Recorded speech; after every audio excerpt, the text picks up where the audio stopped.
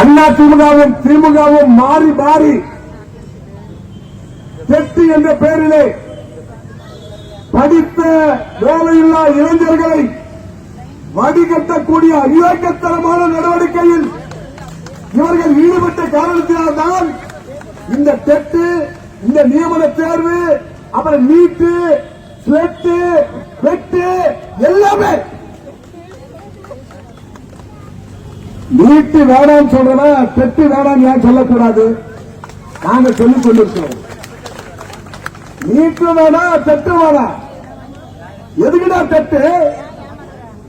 Plus 2 pass பண்ணிட்டு 2 வருஷம் teacher training படிச்சுட்டு ஆசிரியர் பயிற்சி முடித்துட்டு வேலைக்காக காத்துக் கொண்டிருக்கக்கூடிய அந்த ஆசிரியருக்கு வேலை கொடுப்பதற்கு மாறாக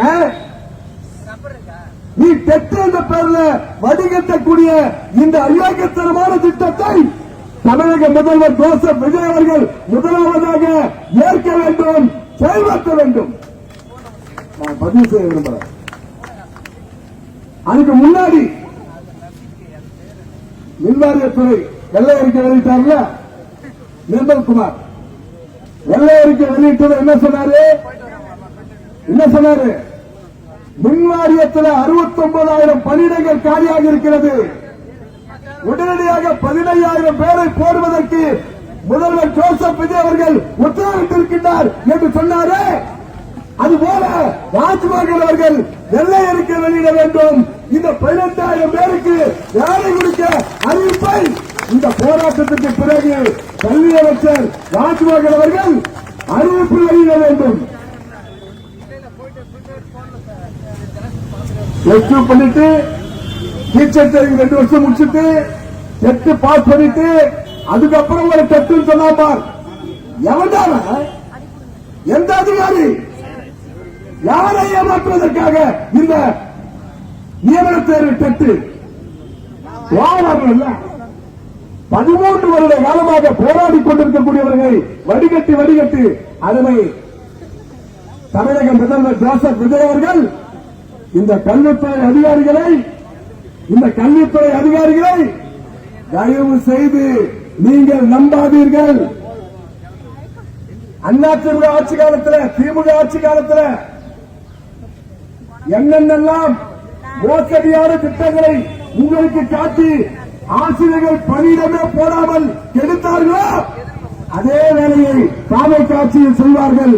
எனவே போராடக்கூடிய சங்கத்தை அழைத்து பேசுங்கள், கோரிக்கை வைக்கக்கூடிய தொழிற்சங்கத்தை அழைத்து பேசுங்கள்.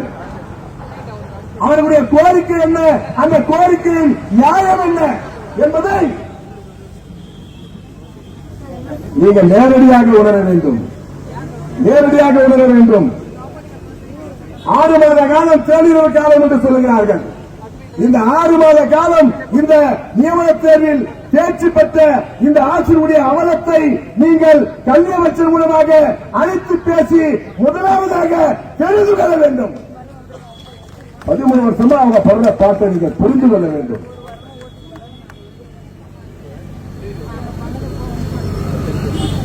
ஆசிரியர் தேர்வு வாரியத்தில் இவ்வளவு ஆசிரியர் காலி பணியிடத்துக்குன்னு எக்ஸாம் அறிவிக்கலாம்.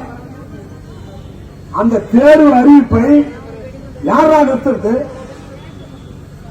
எந்த அதிகாரி நிறுத்துகிறார்? ஒருத்தரை கோர்ட்டுக்கு போக வைக்கிறது, கோர்ட்டுக்கு போக வச்சுட்டு அந்த தேர்வை நிறுத்துவது.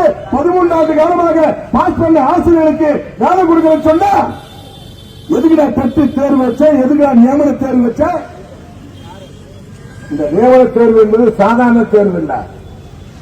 தமிழ்நாட்டில் தமிழே படிக்காமல் பள்ளிக்கூடம் நடத்த முடியும் என்கிற அவல நிலையை மாற்றுவதற்காக தமிழ் படிக்க வேண்டும் என்று சிபிஎஸ் பள்ளிக்கூடத்துக்கு உத்தரவு போட்டா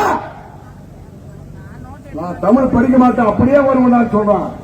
ஆனால் ஆசிரியர் நியமன தேர்வில் தமிழில் 100க்கு 40 மதிப்பெண் எடுக்கணும், 50க்கு 20 மதிப்பெண் எடுத்தாதான் நியமன தேர்வு. அந்த தேர்வு பேப்பரையே திருத்துவான்னு சொல்லாத, திருத்தி தேர்ச்சி கொடுத்தார்களே அவர்களுக்கு ஏன் வேலை கொடுக்கவில்லை?